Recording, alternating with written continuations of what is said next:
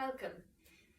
Today I'm going to demo some really simple foot stretches and foot massages that you can do if you are suffering from things like plantar fasciitis, fallen arches, flat-footedness, toe pain, pain in the base of your foot, or shin splints. And these are things that are just going to help to mobilize the feet and just get the feet moving again, getting them feeling a little bit more alive. And you can do this if you're in a period of acute pain, so pain right now, or as a preventative as well.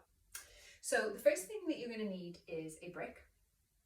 The second thing you're going to need is a cold can, so ideally it's been in the fridge for a while. And lastly, you're going to need a strap. So those are the three things we're going to be using today. And the very first thing that you're going to do is take your cold can and you're going to place it on the floor sideways, and you're going to place your foot across it, and you're going to roll the foot the length of the can.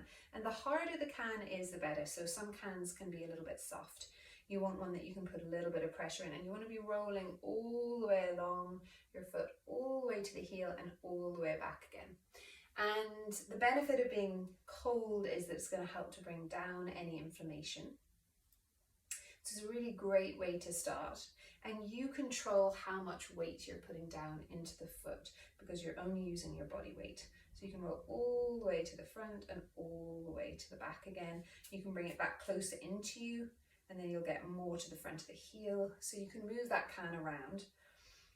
And what I would do is massage both feet for about a minute like this, using as much pressure as feels comfortable for you.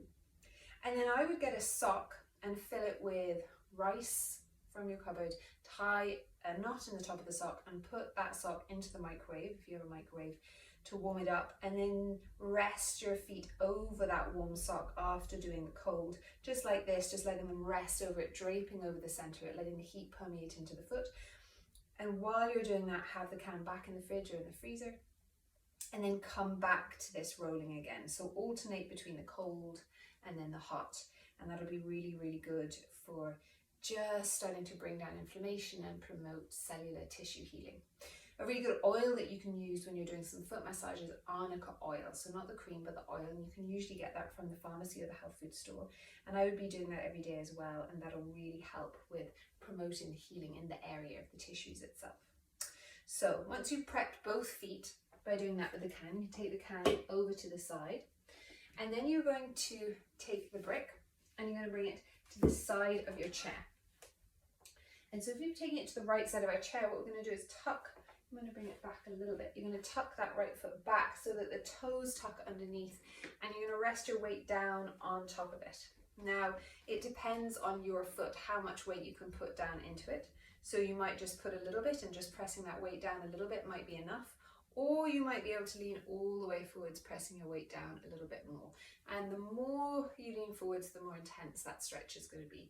So you can stay there for 30 seconds, or if you were working from a chair, you could stay there for up to a couple of minutes, just letting the weight. So you really want to start to let the weight of this bum bone drop down into the chair, the weight of the leg drop down, so that the whole of the weight of the foot stretches out onto that brick there, so that the toes are really getting nice and stretched. As you get used to it, maybe over the days, you can start to lean forwards to here. You can rest your hands on your legs there, just really stretching into the foot properly. Taking nice deep breaths as you do it.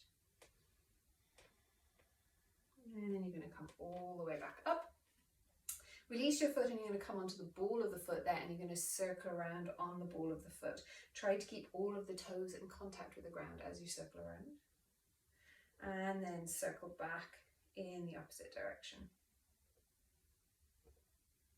And just do both of those movements twice through.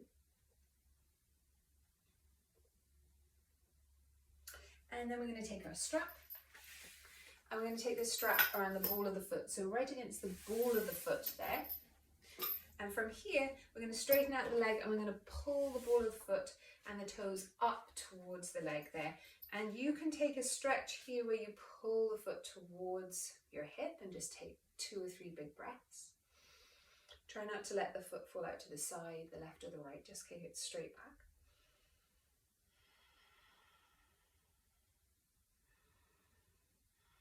And then you can also start to press the ball of the foot into the strap as you pull the strap back. So we've got equal and opposite pressure. Foot pushing and foot stretching back. So just activating a little bit here.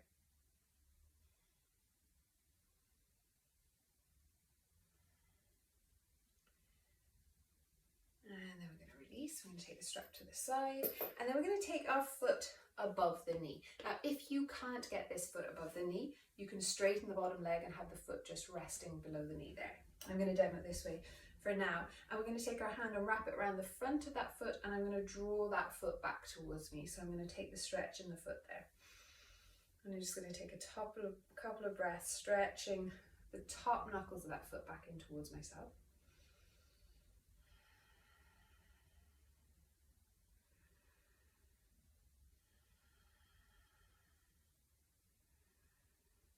And then I'm going to take my thumb into the pad of the foot there, and I'm going to brace the foot with my fingers, and I'm going to move the top joints forwards and back there, so I'm mobilizing them.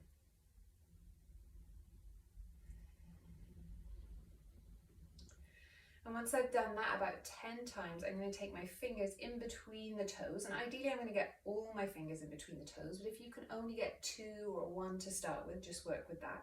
And then I'm going to hold onto the ankle joint, and I move the ankle joint around first, so the fingers are staying between the toes, but I'm not focusing on the movement of the toes. I'm focusing on the movement of the ankle.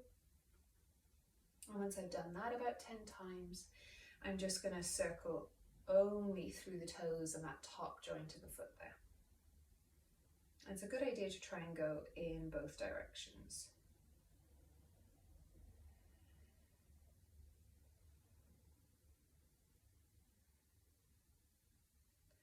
And then release, and then just shake that foot out, shaking all the way, circling around, shaking through the knees, and then letting go. And so make sure you repeat both exercises on both sides, and I really hope this helps you. Let me know how you get on in the comments.